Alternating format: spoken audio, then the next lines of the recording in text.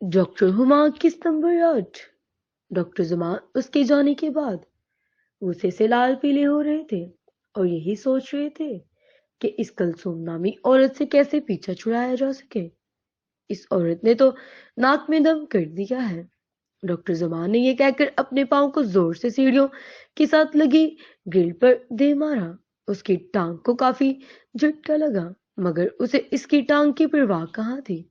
وہ تو کلثوم سے جان چھڑانے کے بارے میں سوچ رہا تھا۔ کسی نہ کسی طرح اس عورت کا کوئی بندوبست کرنا ہوگا۔ ڈاکٹر زما یہ کہہ کر ایمرجنسی وارڈ میں داخل ہو گئے۔ دوسری طرف ڈاکٹر ہما گھر آئی تو اس عورت کے الفاظ بار بار اس کے کانوں میں گونج رہے تھے۔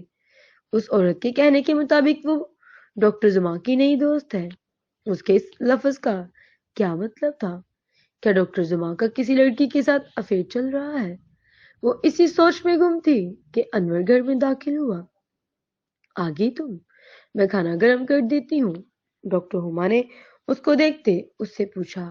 کوئی ضرورت نہیں ہے، انور نے دل ملا کر کہا۔ کیا مطلب ضرورت نہیں؟ آج کیا کھانا باہر سے کھا کے آئے ہو؟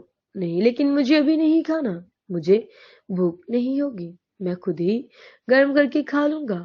کیا ہوا آج تم کس قسم کی باتیں کر رہے ہو؟ ہما نے اس کو بازو سے پکڑ کہا۔ انور نے غصے سے اس سے اپنا بازو چھڑایا اور کہا، اگر تمہیں میرے ساتھ نہیں جانا تھا تو کہہ دیتی۔ یوں بنا کچھ کہ ٹیکسی میں سوار ہونے کے کیا مقصد تھا؟ میں تمہارا پورے 1.5 گھنٹے سے انتظار کر رہا تھا اور مجھے آج آفس میں سے بھی لیٹ ہو گیا تھا۔